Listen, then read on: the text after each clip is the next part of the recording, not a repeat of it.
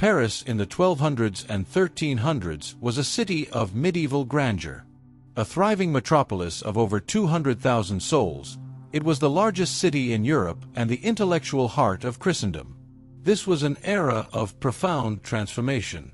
Gothic cathedrals soared toward heaven, the university attracted scholars from across the known world, and royal power was consolidating under the Capetian dynasty. Thanks to advanced AI software, we can now recreate these medieval scenes with unprecedented accuracy.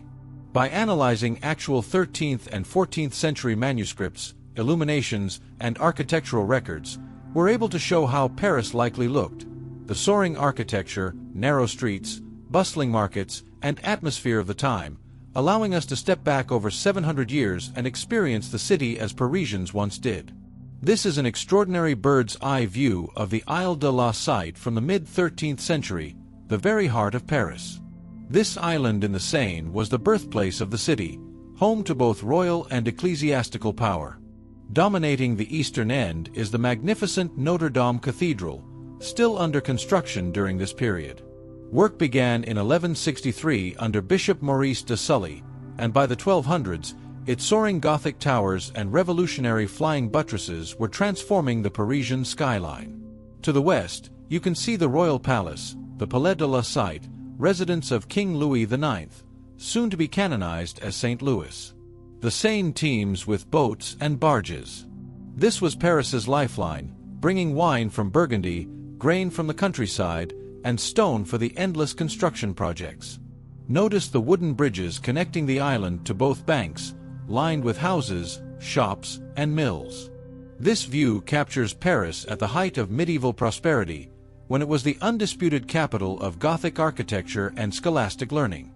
This is the iconic view from the left bank looking toward the Isle de la Cité in the late 13th century. You're standing in the heart of the Latin Quarter, so named because Latin was the language of scholarship spoken here. Below, you can see the bustling streets of the university district, where students from England, Germany, Italy, and beyond crowded into boarding houses and gathered in churches for lectures. This was the birthplace of the Sorbonne, founded by Robert de Sorbonne in 1257 as a college for theology students. The intellectual ferment here would shape Western thought for centuries. Across the river, Notre-Dame rises in Gothic splendor, its rose windows gleaming in the afternoon light. The elegant stone bridges connecting the island carried not just foot traffic but entire communities. Merchants, money changers, and craftsmen built their shops and homes upon them. The fashionably dressed scholars in the foreground are debating philosophy and theology, continuing a tradition of intellectual discourse that made Paris the Athens of the medieval world. This is the place to grieve in the early 14th century, Paris's central square and the beating heart of commerce and civic life. The name comes from the French word for a sandy or gravelly shore, as this was once a beach along the Seine where boats could be easily landed. The grand building overlooking the square is the Maison aux Piliers, headquarters of the merchant guilds that controlled trade in Paris. By this period, the square had transformed from a simple landing place into Paris's most important public space. Here, royal proclamations were announced, festivals celebrated, and, more grimly, public executions carried out. Notice the wooden cranes and piles of cargo along the riverbank. This was where goods from across France and beyond were unloaded: wine barrels from Bordeaux, cloth from Flanders, spices that had traveled the Silk Road. The various vessels on the Seine remind us that medieval Paris was a major commercial hub, its prosperity built on the river that flowed through its heart. This is the bustling courtyard of Les Halles in the 13th century, where all of Paris came to buy and sell. Established by King Louis VI in 1137, this was Paris's central marketplace, a vast complex of open-air stalls and covered pavilions. Merchants from across the kingdom gathered here daily.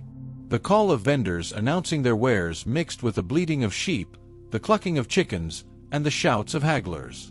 Picture this: fishmongers displaying the morning's catch from the Seine, bakers selling loaves fresh from their ovens, drapers unfurling bolts of wool and linen. The covered stalls protected goods from rain while allowing air to circulate. Wine merchants conducted their business in one section, butchers in another, each trade carefully regulated by their guild. This single market fed a city of 200,000 souls, making it the vital organ that kept medieval Paris alive. The prototype for covered markets that would spread across Europe. This is the Rue Saint-Jacques in the mid-13th century, the main thoroughfare of the left bank and the intellectual artery of medieval Europe. This narrow street, paved with stones and flanked by tall timber-framed houses, connected the Latin Quarter to the city gates. Students in dark robes hurried to lectures, their arms laden with precious manuscripts. Bookshops and scriptoria lined the street. This was where illuminated manuscripts were copied by hand, where Aristotle's works, newly translated from Arabic, could be purchased by wealthy scholars. The upper floors of buildings jutted out over the street, creating shadowy passages below. This architectural style maximized living space in a crowded medieval city. Church bells rang out from dozens of parishes, marking the hours for prayer and study. This wasn't just a street. It was the Oxford Road and Fleet Street of the 1200s combined, where ideas were traded as vigorously as goods, and where the foundations of the modern university were being laid. This is the Royal Palace on the Isle de la Cité in the early 14th century, the seat of Capetian power. The palace complex you see here had been expanded dramatically by Philip IV, known as Philip the Fair. The stunning Sainte-Chapelle, completed in 1248 by Louis IX, rises above the palace buildings. This architectural jewel was built to house Christ's crown of thorns and other precious relics acquired by the saintly king. Its walls are almost entirely stained glass, 15 massive windows depicting over 1,000 biblical scenes in glowing color. In the palace's great hall, the king dispensed justice, received ambassadors, and held court with the most powerful nobles in France.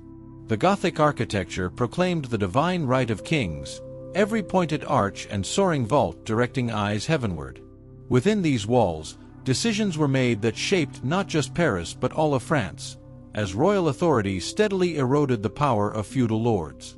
This is the Pont au Change in the late 13th century, one of Paris's most remarkable bridges. The name means money changer's bridge, and as you can see, it was lined on both sides with shops and houses, creating a covered street suspended over the Seine. Gold and silversmiths, money changers, and jewelers conducted their business here, taking advantage of the constant flow of foot traffic between the right and left banks. The bridge was more than infrastructure. It was a neighborhood unto itself, a commercial arcade where fortunes changed hands daily. Above the shops, families lived in timber-framed houses that seemed to defy gravity, leaning precariously over the rushing water below. This bridge connected the royal palace to the commercial districts of the right bank, making it one of the most valuable pieces of real estate in medieval Paris. Here, peasants bringing produce to market rubbed shoulders with nobles heading to court, monks on pilgrimage, and merchants from distant lands.